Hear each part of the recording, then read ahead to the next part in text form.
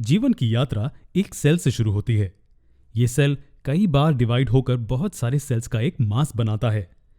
इस वीडियो में हम इस खूबसूरत प्रोसेस के बारे में पढ़ने जा रहे हैं जो हमें एक सिंगल सेल से इंसान बनने में मदद करता है। जी हाँ, हम देखेंगे कि एम्ब्रियो कैसे डेवलप होता है।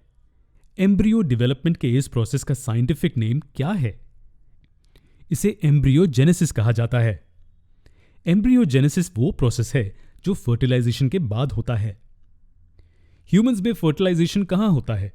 जी हाँ, ये फीमेल रिप्रोडक्टिव सिस्टम के फैलोपियन ट्यूब्स में होता है।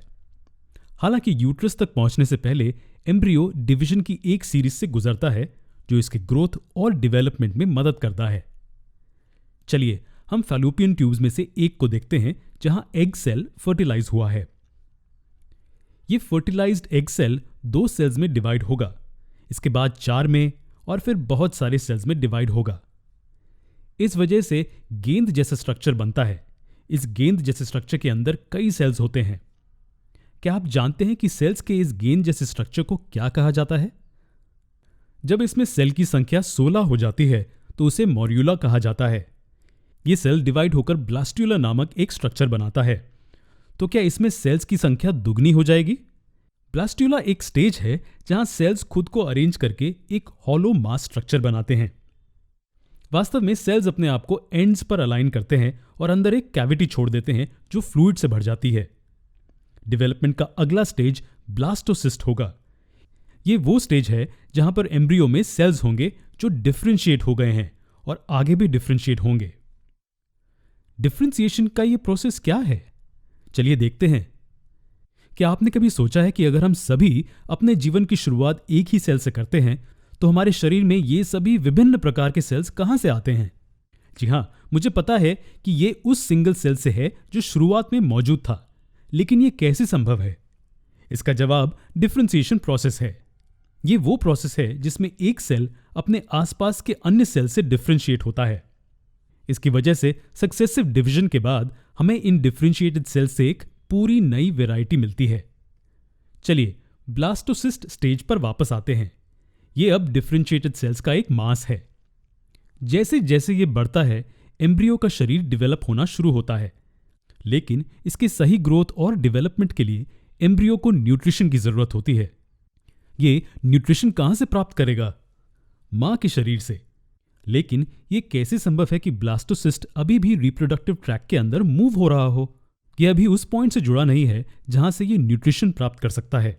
इसलिए ब्लास्टोसिस्ट को उस विशेष स्थान से जुड़ना होगा। यह इम्प्लांटेशन का सबसे महत्वपूर्ण स्टेज है। और यह क्या है? जी हां, यह वो स्टेज है जहां ब्लास्टोसिस्ट एक फिक्स्ड पोजीशन में मां के शरीर के अंदर खुद को अटैच करता है। और यह कहां होगा? बेशक यूटेरस में। यह वो जगह है जहां बच्चा बढ़ता है। एम्ब्रियो खुद को यूट्रस में अटैच करता है। इसके कुछ मुख्य कारणों में से हैं जैसे न्यूट्रिशन प्राप्त करना, वेस्ट को दूर करना और गैसेस का आदान प्रदान करना। इस बैरियर की मदद से बच्चे को मां से न्यूट्रिशन मिलता है। यह बैरियर एक ऑर्गन होता है जिसे प्लेसेंटा कहा जाता है। तो क्या यह प्लेसेंटा बच्चे को उसकी मां से जोड़ता है? जी हां। अब यह एम्ब्रियो एक बच्चे में बढ़ने के लिए बिल्कुल तैयार है। वो स्टेज जहां शिशु के शरीर में ऑर्गन्स डिवाइड होते हैं ताकि उन्हें पहचाना जा सके, इसे फीटल स्टेज कहा जाता है। एम्ब्रियो को अब एक फीटस कहा जा सकता है। आवश्यक समय लेकर एम्ब्रियो यूट्रस में बढ़ता है और पूरा बढ़ने के बाद बच्चा इस खूबसूरत दुनिया में आने के लिए बिल्कुल तैयार होता है। इस तरह से ज्यादातर जानवरों में एम्ब्रियोजेनेसिस होता है। जरा रुकिए, हमने देखा है कि मुर्गी अंडे देती है और मुर्गी के बच्चे इन अंडों से निकलते हैं। तो क्या वो अपनी मां के शरीर में नहीं बढ़ते हैं? जी हां, एम्ब्रियो का विकास 2 अलग अलग प्रकारों से होता है। इन प्रकारों को कैटेगराइज करने का पैरामीटर एम्ब्रियो के विकसित होने का स्थान होता है। तो इन 2 प्रकारों को कैसे कैटेगराइज करते हैं? पहला प्रकार हमने मनुष्यों के केस में देखा है। मां के शरीर के अंदर एम्ब्रियो बढ़ता है। इसके परिणाम से मां सीधे शिशु को जन्म देती है।